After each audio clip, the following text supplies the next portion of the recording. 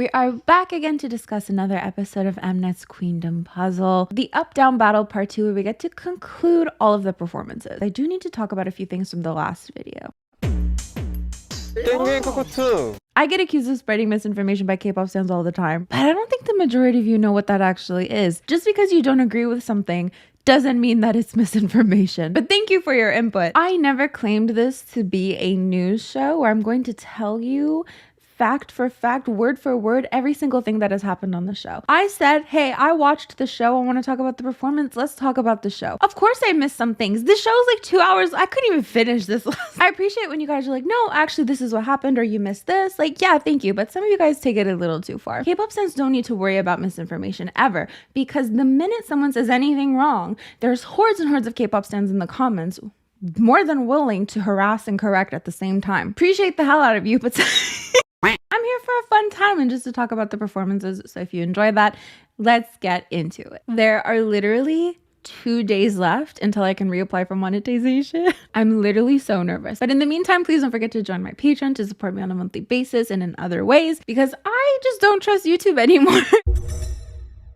So this is part 2 of the up-down battle. And we got some very interesting performances. Again, Mnet is back at it with smoothing the vocals in some performances and then, you know, throwing other performances under the bus by making them sound horrible. And I see that, guys. In the last video, I said something about Bora's vocals, that either she's lip syncing or it's a very smooth out performance, but that I didn't know maybe she's really just that good. And a lot of you guys were like, actually, she really is just that good. But they definitely did smooth out her vocals. I mean, it's very clear whose vocals are smoothed out and whose vocals they completely leave raw, because there's some performances where they sound horrible, but I know that if they smoothed out everyone's performances to the same degree, that they wouldn't sound as horrible. You know, it would work in their favor and they probably wouldn't get as many downvotes, but it's a reality TV show.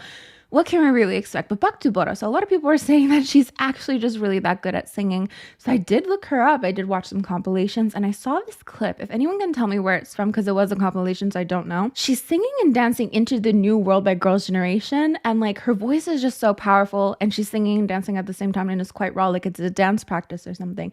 And that's when I was like, oh, okay.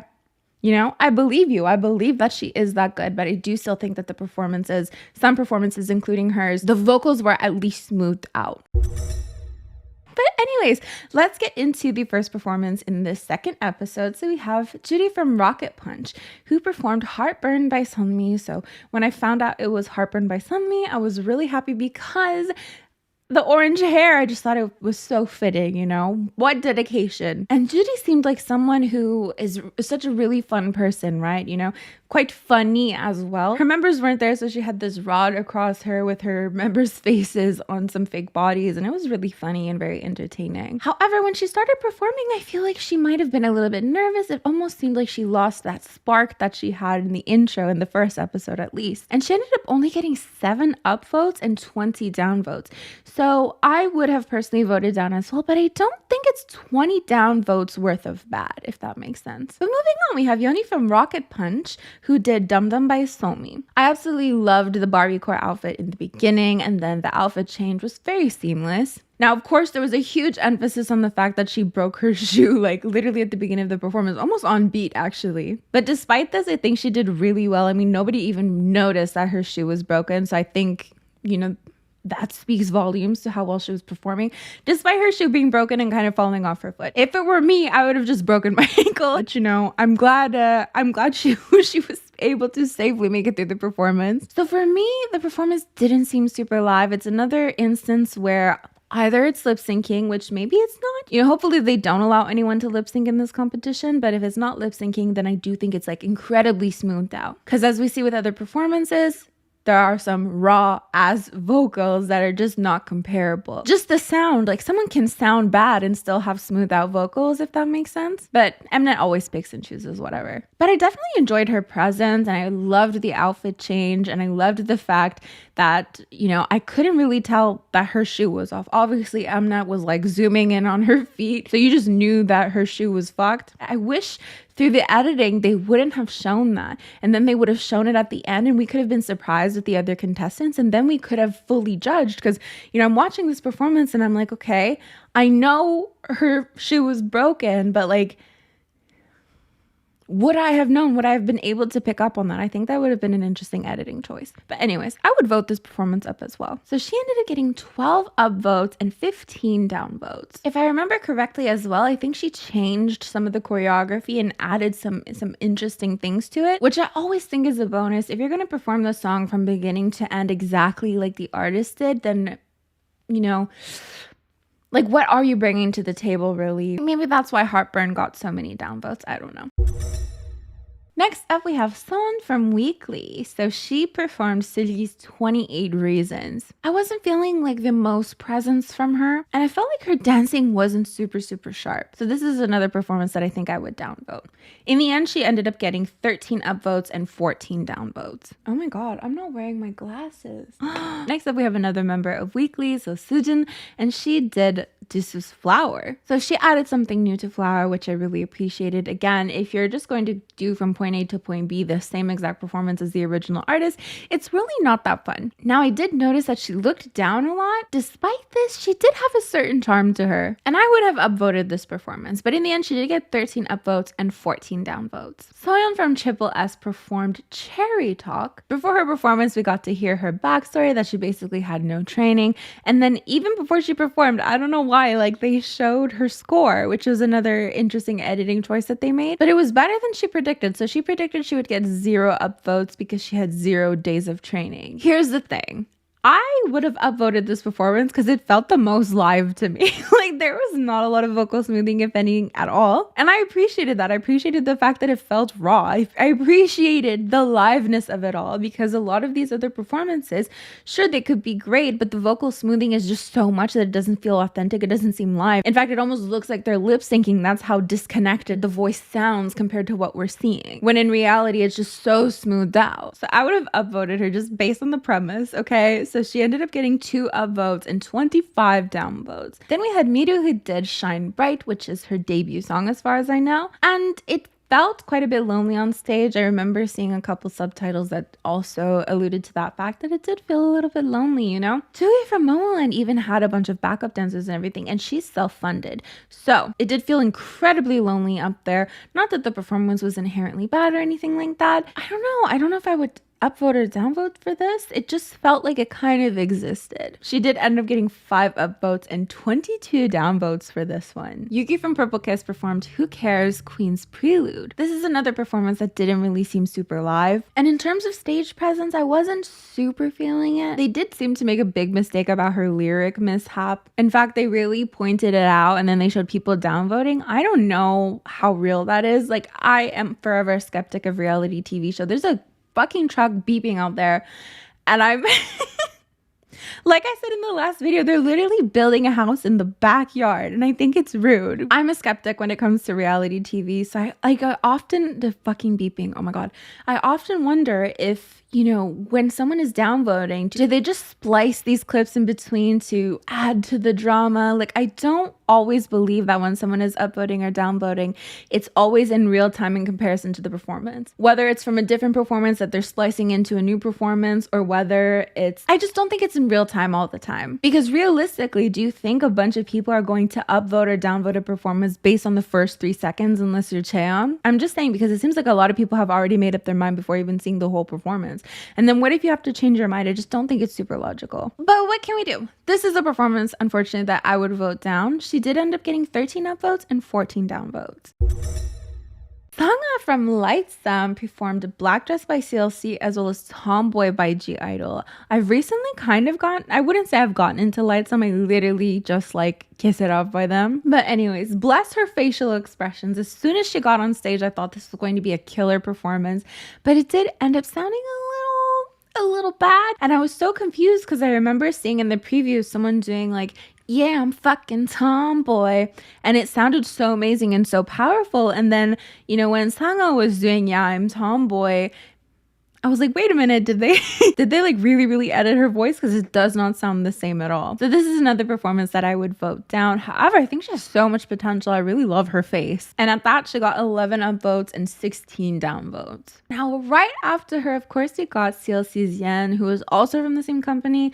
So Lightstum is a cube group, and CLC is a cube group. So they were kind of trying to paint a little bit of a rivalry between them. I love it. Frankly, I love it. I can just, oh my God, can you imagine if Blackpink and 21 were on this show? Just a thought. And of course, Sangah performed a CLC song, which was interesting. And she performed like 5 seconds of it, but it's fine. Okay. So CLC, Yeon performed Cherry Coke.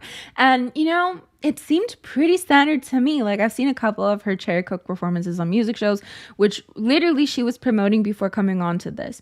And it seemed pretty standard to me. I kind of wish she wouldn't have performed Cherry Coke because it's like, you know, all the practice is already there. I would have loved to see something different. I don't know. Maybe a 4-minute song. I don't know. Or it would have been interesting if they performed the same song again. I know they already did that with Nayeon's Pop, but I think it could have been a cool element to have performed at least something from the same group. But anyways, I love the dance break. I think it was a very fitting performance. I love her facial expressions. She's another member whose face I just really love. And I would have upvoted this performance, which had already 19 upvotes and only 8 downvotes. Haein from Laboum performed Fresh Adventure Between Us. So I was expecting this performance to maybe not be that great because as soon as Yeon came off her stage, you know, I guess she asked him like how was her performance, and she responded that she seemed a little bit nervous. So I thought, okay, we're obviously, what's the word? Foreshadowing a bad performance because we're going to see that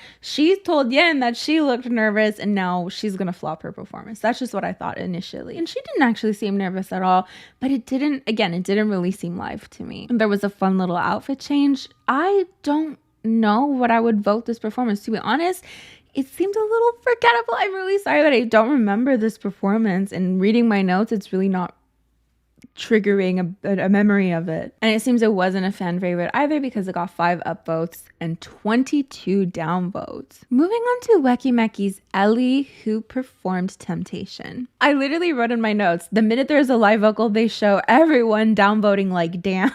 So this performance had 4 upvotes and 23 downvotes. Again, like I think the performance was all right. I don't think it was 23 downvotes bad. I think I would upvote it. I'll upvote her. Haein from Cherry Bullet performed Bicycle by Sangah. I love Bicycle by Sangah, so I was really excited. However, it really didn't live up to the hype. The vocals were very much smoothed out in this performance. However, you know, it didn't really change the fact that it felt quite stiff. So this is another performance that I would vote down. Jooe from Momoland performed 24 Hours, and now I am rooting for her. I'm rooting for her because, you know, she is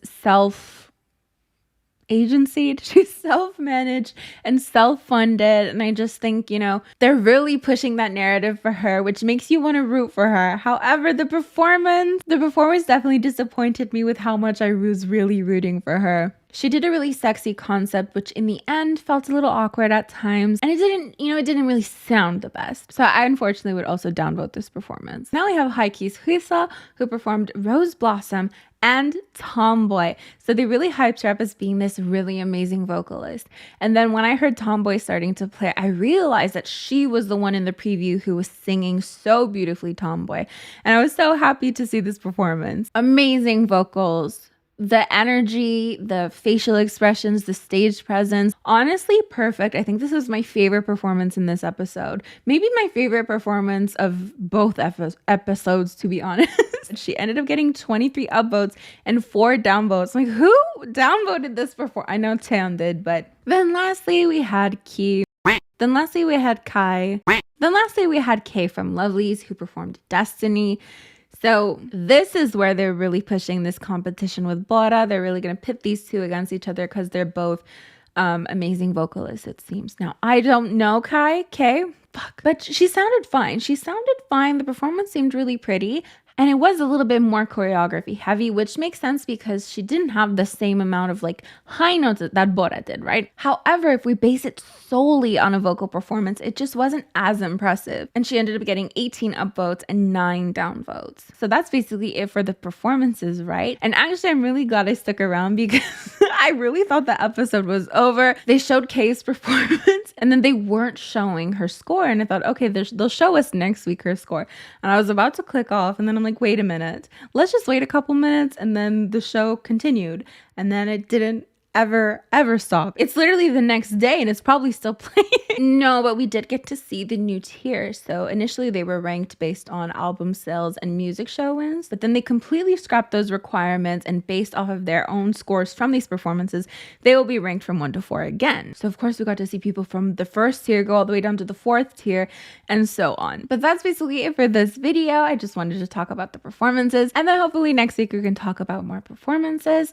So let me know in the comments down below what your favorite performances are and who you would vote for. As for me, that is basically it. A huge thank you to my patrons for supporting this channel on a monthly basis. It means the world to me. You can too by joining my Patreon to get bonus content, early content, all that jazz. As for me, I'm going to get going, so I'll see you guys next time. Bye!